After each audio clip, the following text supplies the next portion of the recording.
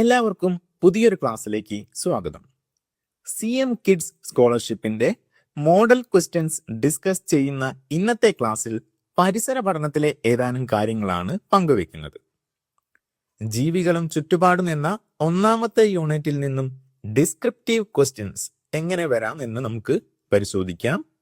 കഴിഞ്ഞ ക്ലാസ്സിൽ ഈ യൂണിറ്റിലെ മൾട്ടിപ്പിൾ ചോയ്സ് ക്വസ്റ്റ്യൻസ് നമ്മൾ ഡിസ്കസ് ചെയ്തതാണ്. ഏതൊക്കെ പാറ്റേണിലാണ് അത്തരത്തിൽ ചോദ്യങ്ങൾ വരാൻ സാധ്യതയുള്ളത് എന്ന് നമ്മൾ പരിശോധിച്ചു കഴിഞ്ഞു. ഇനി നമുക്ക് ഡിസ്ക്രിപ്റ്റീവ് ടൈപ്പ് ചോദ്യങ്ങൾ പരിശോധിക്കാം. ഒന്നാമത്തെ ചോദ്യം, ജലാശയങ്ങളിൽ നീന്തിക്കളിക്കുന്ന മത്സ്യങ്ങളെ നിങ്ങൾ കണ്ടിട്ടില്ലേ? എ, ജലത്തിൽ ജീവിക്കാൻ സഹായകമായ എന്തെല്ലാം ശാരീരിക പ്രത്യേകതകളാണ് മത്സ്യത്തിനുള്ളത്? ബി, മത്സ്യങ്ങൾക്ക് കരയിൽ ജീവിക്കാൻ സാധിക്കില്ലല്ലോ. മത്സ്യത്തിന് കരയിൽ ജീവിക്കണമെങ്കിൽ അതിൻ്റെ ശരീരഭാഗങ്ങൾക്കുണ്ടാകേണ്ട പ്രധാന മാറ്റങ്ങൾ എന്തെല്ലാമായിരിക്കും? അപ്പോൾ രണ്ട് ഭാഗങ്ങളുള്ള ഒരു ചോദ്യമാണിത്. ഒന്നാമത്തെ ഭാഗത്ത് മത്സ്യത്തിന്റെ ശാരീരിക പ്രത്യേകതകൾ, അനുകൂലനങ്ങളാണ് ചോദിച്ചിട്ടുള്ളത്. അത് നമുക്ക് ആദ്യം ഒന്ന് പരിശോധിക്കാം. എല്ലാവർക്കും അറിയുന്ന ഒരു ചോദ്യമാണിത്. കാരണം നമ്മൾ സ്കൂളിലെ ക്ലാസ്സുകളിൽ നിന്ന് കൃത്യമായി തന്നെ പഠിച്ചു കഴിഞ്ഞ ഒരു കാര്യമാണ്. എങ്കിൽ നമുക്ക് വേഗത്തിലൊന്ന് നോക്കാം. ഈ മത്സ്യത്തിന്റെ ശരീരഭാഗങ്ങൾ അടയാളപ്പെടുത്തിയ ചിത്രം ഒന്ന് പരിശോധിക്കുക. അതിൽ നിന്ന് നമുക്ക് എല്ലാം ഒന്ന് കണ്ടെത്താം. ഏറ്റവും ആദ്യം നമുക്ക് മത്സ്യത്തിന്റെ ആകൃതിയിൽ നിന്ന് തുടങ്ങാം. തോണിയുടേതുപോലെ രണ്ടറ്റവും കൂർത്ത ശരീരാകൃതിയാണ് മത്സ്യത്തിനുള്ളതെന്ന് നമുക്കറിയാം. ഈ ഒരു ആകൃതി ജലത്തിലൂടെയുള്ള സഞ്ചാരത്തിൽ മത്സ്യത്തിനെ സഹായിക്കുന്നുണ്ട്. മറ്റ് ഒരു അനുകൂലനം നമുക്ക് ഇതിന്റെ ചിറകുകളെ പറ്റിയാണ് പറയാനുള്ളത്. ജലത്തിൽ തുഴയുന്നതിന് അനുയോജ്യമായ ചിറകുകൾ മത്സ്യത്തിനുണ്ട്. മുന്നോട്ട് സഞ്ചരിക്കാനൊക്കെ വശങ്ങളിലെ ചിറകുകളാണ് മത്സ്യം ഉപയോഗിക്കുന്നത്. സഞ്ചാരത്തിന്റെ ദിശ മാറ്റാനും വെട്ടിത്തിരിയാനും വാൽ ചിറകുകൾ ഉപയോഗിക്കുന്നുണ്ട്. ഇനി മേൽച്ചിറകുകളും കീഴ്ച്ചിറകുകളും മത്സ്യം വെള്ളത്തിൽ മറിഞ്ഞു വീഴാതെ ബാലൻസ് ചെയ്ത് നിൽക്കാൻ വേണ്ടിയിട്ട്, തുലനം ചെയ്യാൻ വേണ്ടിയിട്ട് സഹായിക്കുന്ന ചിറകുകളാണ്. അടുത്തൊരു ശാരീരിക പ്രത്യേകത, ഏറ്റവും പ്രധാനപ്പെട്ടത്, അതിൻ്റെ ശ്വസന അവയവമാണ് ചെകിളപ്പൂക്കൾ. മത്സ്യത്തിന് ജലത്തിൽ ശ്വസിക്കാൻ സാധിക്കും. ജലത്തിൽ ശ്വസിക്കാൻ മത്സ്യത്തിനെ സഹായിക്കുന്ന അവയവം ചെകിളപ്പൂക്കളാണ്. ചെകിളപ്പൂക്കൾക്ക് ശകുലങ്ങൾ എന്നും പേരുണ്ട്. അപ്പോൾ രണ്ട് രീതിയിലും പരീക്ഷയ്ക്ക് ചോദിക്കാൻ സാധ്യത ഉണ്ട്. ഇനി ശരീരത്തിന്റെ മറ്റൊരു പ്രത്യേകത, സാധാരണ ജലജീവികൾക്കൊക്കെയുള്ള പ്രത്യേകതയാണ്, വഴുവഴുത്ത ശരീരമായിരിക്കും ഉള്ളത്. ഇത് ജലത്തിൽ തെന്നി നീങ്ങാൻ സഹായിക്കുന്ന ഒരു അനുകൂലനമാണ്. മറ്റൊരു അനുകൂലനം എന്ന് പറയുന്നത് അതിൻ്റെ നിരനിരയായി ക്രമീകരിക്കപ്പെട്ട ശൽക്കങ്ങളാണ്. ഈ ശൽക്കങ്ങൾ ചൂടിൽ നിന്നും തണുപ്പിൽ നിന്നും മത്സ്യത്തിനെ സംരക്ഷിക്കുന്നുണ്ട്. അതുകൂടാതെ ശത്രുക്കളുടെ ആക്രമണത്തിൽ നിന്ന് സംരക്ഷിക്കുന്നു. പിന്നെ ഈ വെള്ളത്തിന്റെ അടിയിലുള്ള കല്ലുകളിലൊക്കെ തട്ടി മുറിവ് പറ്റാതിരിക്കാനും മത്സ്യത്തിനെ സഹായിക്കുന്നുണ്ട്. ഇനി നമുക്ക് അഡീഷണൽ ആയിട്ട് പറയാൻ പറ്റുന്ന ഒരു അനുകൂലനം അതിൻ്റെ ശരീരത്തിന്റെ ഒരു ഘടനയാണ്. ഈ പുറത്തേക്ക് തള്ളി നിൽക്കുന്ന ചെവിയില്ല. കഴുത്തിന്റെ ഭാഗമായിട്ട് മനുഷ്യനുള്ളത് പോലെയുള്ള ഒരു ആകൃതിയില്ല. അപ്പോൾ അതൊക്കെ ജലത്തിലൂടെ തടസ്സമില്ലാതെ നീന്താൻ സഹായിക്കുന്നുണ്ട്. ബാഹ്യകർണങ്ങൾ, കഴുത്ത് എന്നിവ ഇല്ലാത്തതിനാൽ ജലത്തിലൂടെ തടസ്സമില്ലാതെ നീന്താൻ കഴിയുന്നു. അപ്പൊ ഇത്രയും ശാരീരിക പ്രത്യേകതകൾ നമ്മൾ ഭൂരിഭാഗവും സ്കൂളിൽ വെച്ച് പഠിച്ചിട്ടുണ്ടാകും. അപ്പൊ അതൊക്കെ തന്നെയാണ് ഒന്നാമത്തെ ചോദ്യത്തിന്റെ ഉത്തരം. നമുക്കിനി ബി പാർട്ട് ചോദ്യം എന്താണെന്ന് പരിശോധിക്കാം. മത്സ്യങ്ങൾക്ക് കരയിൽ ജീവിക്കാൻ സാധിക്കില്ലല്ലോ. മത്സ്യത്തിന് കരയിൽ ജീവിക്കണമെങ്കിൽ അതിൻ്റെ ശരീരഭാഗങ്ങൾക്കുണ്ടാകേണ്ട പ്രധാന മാറ്റങ്ങൾ എന്തെല്ലാമായിരിക്കും? ഇത് നമ്മൾ ക്ലാസ്സുകളിൽ നേരിട്ട് ഉത്തരം പഠിച്ചു വെച്ച ഒരു ചോദ്യമല്ല. പക്ഷേ നമുക്ക് മുന്നേയുള്ള അറിവുകൾ ഉപയോഗിച്ച് പുതുതായിട്ട് നമ്മൾ ഉത്തരം ആലോചിച്ച് കണ്ടെത്തി എഴുതാൻ പറ്റുന്ന രീതിയിലുള്ള ഒരു ചോദ്യമാണ്. ജലത്തിൽ ജീവിക്കുന്ന ജീവികളുടെ ശാരീരിക പ്രത്യേകതകൾ നമുക്കറിയാം. കരയിൽ ജീവിക്കുന്ന ജീവികളുടെ ശാരീരിക പ്രത്യേകതകൾ എന്തൊക്കെയാണെന്ന് നമുക്കറിയാം. അപ്പോൾ മത്സ്യത്തിന് നിലവിൽ വെള്ളത്തിൽ മാത്രമേ ജീവിക്കാൻ സാധിക്കൂ. അതിന് കരയിൽ ജീവിക്കണമെങ്കിൽ അതിൻ്റെ എന്തൊക്കെ ശാരീരിക മാറ്റങ്ങൾ, ശരീരഭാഗങ്ങൾക്ക് എന്തൊക്കെ മാറ്റങ്ങൾ വരണം എന്നുള്ളതാണ് ഈ ചോദ്യം. നമുക്ക് ചർച്ച ചെയ്ത് എന്തൊക്കെയാണ് ആ മാറ്റങ്ങൾ എന്ന് പരിശോധിക്കാം. ഒന്നാമത്, നമുക്കറിയാം വെള്ളത്തിൽ മത്സ്യത്തിന് ശ്വസിക്കാൻ സാധിക്കും. എന്നാൽ കരയിൽ ഒരു മത്സ്യത്തിനെ പിടിച്ചിട്ട് കഴിഞ്ഞാൽ അതിന് ശ്വസിക്കാൻ സാധിക്കുമോ? ഇല്ല, അത് ചത്തുപോകും. പക്ഷെ അങ്ങനെ സംഭവിക്കാതിരിക്കണമെങ്കിൽ, മത്സ്യത്തിന് കരയിൽ ജീവിക്കണമെങ്കിൽ എന്ത് ആവശ്യമാണ്? നമ്മൾ ശ്വസിക്കുന്നത് പോലെ ഒരു ശ്വാസകോശം അല്ലെങ്കിൽ ശ്വസനം നടത്താൻ സഹായിക്കുന്ന അവയവം ആവശ്യമാണ്. നമുക്കറിയാം, നമുക്ക് 2 ശ്വാസകോശങ്ങളുണ്ട്. അത്തരത്തിൽ മത്സ്യത്തിന് ശ്വസിക്കണമെങ്കിൽ ശ്വാസകോശങ്ങൾ ആവശ്യമാണ്. അത് നമുക്ക് ഇവിടെ പോയിന്റാക്കി എഴുതി വെക്കാം.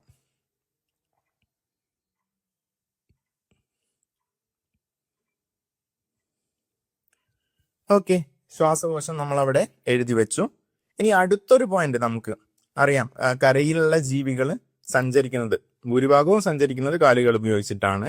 അപ്പോൾ മത്സ്യം വെള്ളത്തിൽ സഞ്ചരിക്കുന്നത് അതിന്റെ ചിറകുകൾ ഉപയോഗിച്ചിട്ടാണ്. അപ്പോൾ ആ ചിറകുകൾ ഉപയോഗിച്ചിട്ട് കരയിൽ സഞ്ചരിക്കാൻ സാധിക്കില്ല. അപ്പോൾ എന്ത് മാറ്റം വരണം? ഈ ചിറകുകൾ മാറിയിട്ട് പകരം കാലുകൾ ആവശ്യമാണ്. അപ്പോൾ അടുത്തൊരു ശാരീരിക പ്രത്യേകത വേണ്ടത് കാലുകളാണ്. അത് നമുക്ക് നോട്ട് ചെയ്ത് വെക്കാം.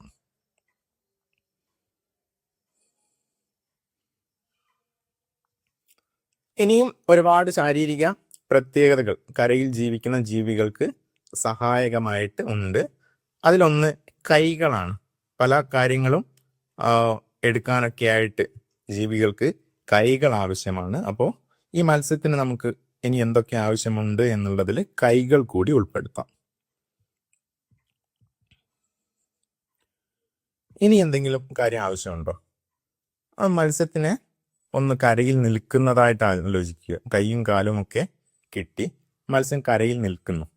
നമ്മളെപ്പോലെ അല്ലെങ്കിൽ മറ്റുള്ള ജീവികളെ പോലെ തലയുടെ ഭാഗം മാത്രം തിരിച്ച് ചുറ്റുപാടും കാണാൻ മത്സ്യത്തിന് പറ്റുമോ? ഇല്ല. അതെന്തുകൊണ്ടാ? നമുക്കും മറ്റുള്ള ജീവികൾക്കുള്ളത് പോലെ ഒരു കഴുത്ത്, വഴക്കമുള്ള കഴുത്ത്, ഫ്ലെക്സിബിൾ ആയിട്ടുള്ള നെക്ക് മത്സ്യത്തിന് ഇല്ല അല്ലെ. അപ്പൊ അത്തരത്തിലൊരു കഴുത്ത് കൂടി കരയിലുള്ള ജീവിയായിട്ട് മാറുമ്പോൾ മത്സ്യത്തിന് ആവശ്യമായിട്ട് വരും അല്ലെ. അപ്പൊ അതുകൂടി നമുക്ക് അവിടെ എഴുതി വെക്കാം. ഇനിയും കുറച്ച് കാര്യങ്ങൾ നമുക്ക് ഇതിൽ ഉൾപ്പെടുത്താൻ സാധിക്കും. ജലജീവികളുടെ പ്രത്യേകത എന്താണ്? വഴുവഴുത്ത ശരീരമാണ് അല്ലെ. അതിന്റെ ത്വക്ക് വഴുവഴുത്തിട്ടായിരിക്കും. അപ്പോൾ കരയിൽ ആ ഒരു പ്രത്യേകത നമുക്ക് ആവശ്യമായിട്ടില്ല. കരയിലുള്ള ജീവികളുടെ ത്വക്കിന് കുറച്ചുകൂടി കാഠിന്യമൊക്കെ ആവശ്യമാണ്. നമ്മുടെ മനുഷ്യൻ്റെതായാലും അല്ല മറ്റുള്ള മൃഗങ്ങൾ, ആന അതുപോലുള്ള മറ്റുള്ള മൃഗങ്ങളായാലും ഒക്കെ ത്വക്കിൽ കുറച്ചുകൂടി മാറ്റങ്ങൾ വരണം. കരയിൽ ജീവിക്കാൻ അനുയോജ്യമായ മാറ്റങ്ങൾ വരണം. അപ്പോൾ നമ്മൾ ത്വക്ക് എന്നുകൂടി നമുക്കിവിടെ എഴുതി വെക്കാം. ഇനി മറ്റൊരു കാര്യം, ഈ മത്സ്യത്തിന് ശരീരത്തിൽ ശൽക്കങ്ങളൊക്കെ ഉണ്ടായിരുന്നു അല്ലെ. അതേപോലെ നമ്മൾ കരയിലുള്ള ഭൂരിഭാഗം മൃഗങ്ങളിലും ജീവികളും നമുക്ക് കാണാൻ കഴിയുന്ന ഒരു പ്രത്യേകതയാണ് ശരീരത്തിൽ രോമങ്ങൾ ഉണ്ടാകും. അത് ഈ രോമങ്ങൾ കൊണ്ട് ഒരുപാട് ഉപയോഗങ്ങൾ ശരീരത്തിന് ലഭിക്കുന്നുണ്ട്. നമുക്ക് സംരക്ഷണം നൽകുന്നൊക്കെ ഉണ്ട് അല്ലെ. അപ്പൊ അത്തരത്തിൽ രോമങ്ങളും മറ്റുള്ള ജീവികളെ പോലെ തന്നെ ഈ മത്സ്യങ്ങളും കരയിൽ ജീവിക്കുമ്പോൾ ആവശ്യമായി വരും. ആ ഒരു പോയിന്റ് കൂടി നമുക്ക് ഇവിടെ നോട്ട് ചെയ്ത് വെക്കാം.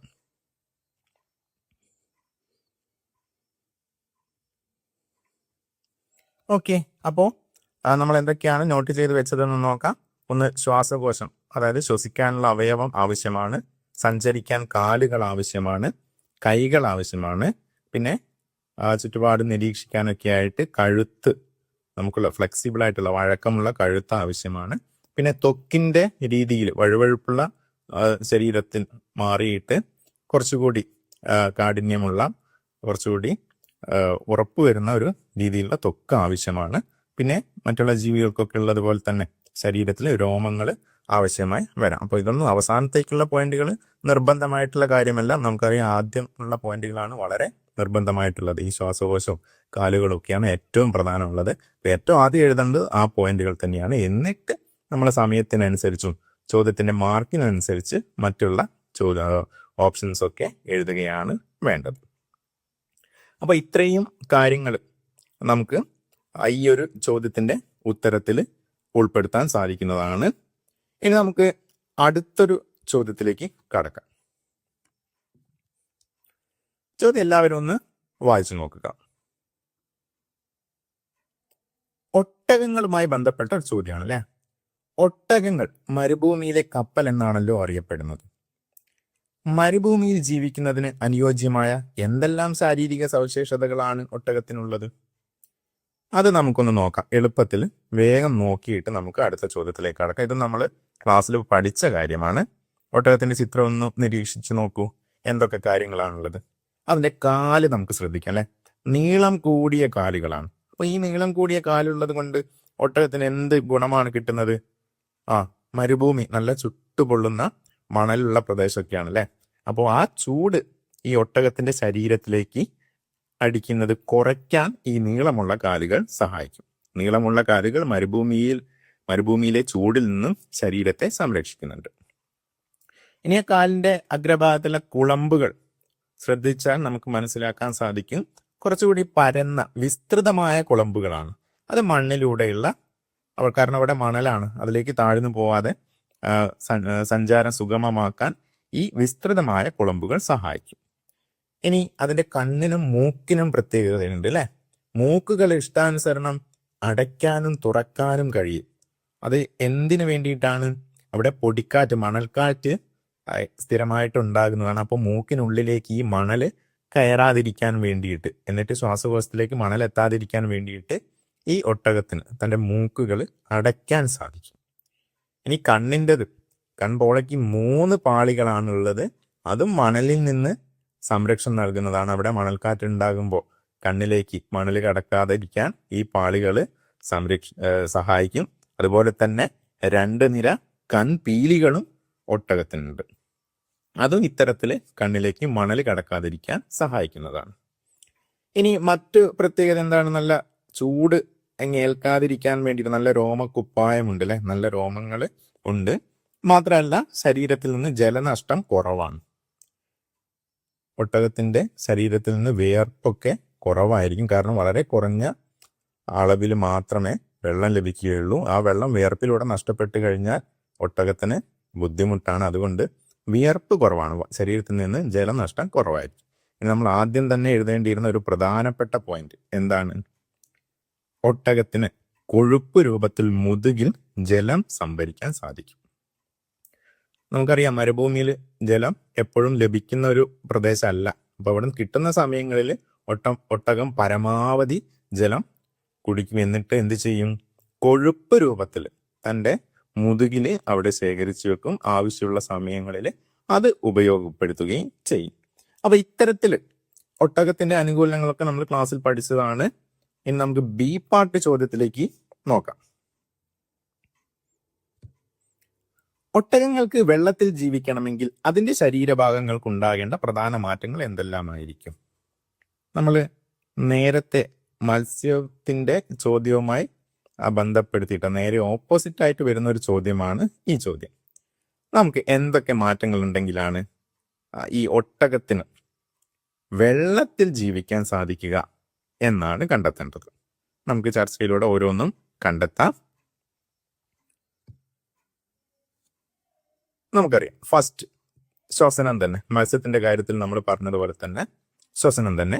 ഒട്ടകത്തിന് കരയിൽ ശ്വസിക്കാൻ സാധിക്കും. എന്നാൽ വെള്ളത്തിലേക്ക് പോകുമ്പോൾ അവിടെ ശ്വസിക്കാൻ സാധിക്കില്ല. അവിടെ ജീവിക്കണമെങ്കിൽ എന്ത് വേണം? അവിടെ ശ്വസിക്കാൻ സാധിക്കണം.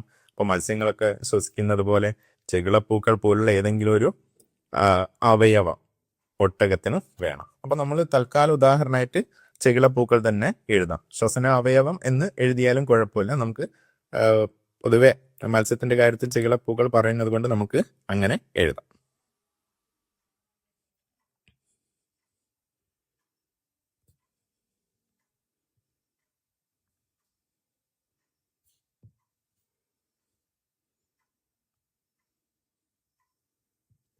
ഓക്കെ, ചെകിളപ്പൂക്കൾ ശ്വസന അവയവം എഴുതി. ഇനിയോ സഞ്ചരിക്കാൻ ഈ ഒട്ടകത്തിന്റെ കാല് വെച്ചിട്ട് വെള്ളത്തിലൂടെ സഞ്ചരിക്കാൻ സാധിക്കുമോ? ഇല്ല. വെള്ളത്തിൽ സഞ്ചരിക്കണമെങ്കിൽ എന്ത് വേണം? ചിറകുകൾ ആവശ്യമാണ്. അപ്പൊ ചിറകുകളാണ് നമ്മൾ അടുത്തതായിട്ട് എഴുതുന്നത്. ഈ ചിറകുകൾക്കൊപ്പം ശക്തമായ വാല് കൂടി നമുക്ക് എഴുതാം. ഈ തുഴയാനൊക്കെ ആയിട്ട് വാലുകളും ഉപയോഗിക്കുമല്ലോ. അപ്പോൾ ചിറകുകൾ വേണം, ശക്തമായ വാൽ ആവശ്യമാണ്. ഇനിയോ പ്രധാനപ്പെട്ട ഒരു കാര്യം, ഈ ഒട്ടകത്തിന്റെ ആകൃതി വെച്ച് എളുപ്പത്തിൽ അതിന് വെള്ളത്തിലൂടെ സഞ്ചരിക്കാൻ സാധിക്കില്ല. മത്സ്യത്തിന്റെ ഒക്കെ ആകൃതി നമ്മൾ പ്രത്യേകം പറഞ്ഞതല്ലേ. എന്താണ്? ജലസഞ്ചാരത്തിന് അനുയോജ്യമായ തോണിയുടേതുപോലെ രണ്ടഗ്രവും കൂർത്ത ആകൃതി വേണം. അപ്പൊ ഈ ഒട്ടകത്തിന്റെ ആകൃതിയൊക്കെ മാറ്റിയിട്ടുണ്ടെങ്കിലാണ് വെള്ളത്തിലൂടെ സഞ്ചരിക്കാനൊക്കെ കഴിയും. അപ്പൊ നമുക്ക് എന്ത് എഴുതാം? ശരീരാകൃതി.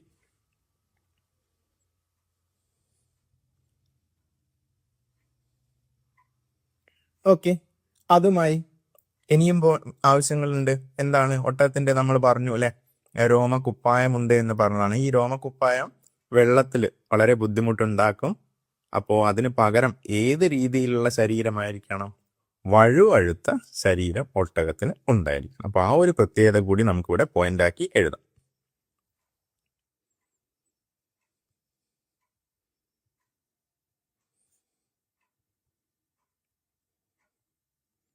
അപ്പോൾ നമ്മൾ എന്തൊക്കെ കാര്യങ്ങളാണ് ഒട്ടകങ്ങൾക്ക് വേണ്ടത് എന്ന്, ജലത്തിൽ ജീവിക്കണമെങ്കിൽ എന്തൊക്കെ മാറ്റങ്ങൾ വരുത്തണം എന്നുള്ളത് ആണ് കണ്ടുപിടിച്ചത്. നോക്കാം. ഒന്ന്, ചെകിളപ്പൂക്കൾ അല്ലെങ്കിൽ ജലത്തിൽ ശ്വസിക്കാൻ സഹായിക്കുന്ന അവയവം ആവശ്യമാണ്. ആ ജലത്തിൽ സഞ്ചരിക്കുന്നതിന് ചിറകുകൾ ആവശ്യമാണ്, ശക്തിയുള്ള വാൽ ആവശ്യമാണ്, പിന്നെ ജലത്തിലെ സഞ്ചാരത്തിന് അനുയോജ്യമായ ശരീരാകൃതി ആവശ്യമാണ്, പിന്നെ വഴുവഴുത്ത ശരീരം വേണം. അപ്പൊ ഇത്രയും കാര്യങ്ങളൊക്കെ ഉണ്ടെങ്കിൽ ഒട്ടകത്തിന് ജലത്തിൽ സഞ്ചരിക്കാൻ സാധിക്കും. അപ്പൊ ഈ രണ്ട് ചോദ്യങ്ങൾ എല്ലാവരും പരിചയപ്പെട്ടല്ലോ. ഈ രീതിയിലുള്ള ചോദ്യങ്ങളാണ് നമുക്ക് ഇനി വരുന്ന CM കിഡ്സ് സ്കോളർഷിപ്പിൽ ചോദിക്കാൻ സാധ്യതയുള്ളത്. അപ്പോൾ ഇത് വളരെ സിമ്പിൾ ആയിട്ടുള്ള ചോദ്യമല്ല. നമ്മൾ മുൻപ് പഠിച്ച കാര്യങ്ങൾ ഉപയോഗിച്ച് നമ്മൾ ചിന്തിച്ച് ഉത്തരത്തിലേക്ക് എത്തേണ്ട ചോദ്യമാണ്. അപ്പോൾ ഈ രീതിയിൽ ഇനിയും ഒരുപാട് ചോദ്യങ്ങൾ നമുക്ക് പരിചയപ്പെടാനുണ്ട്.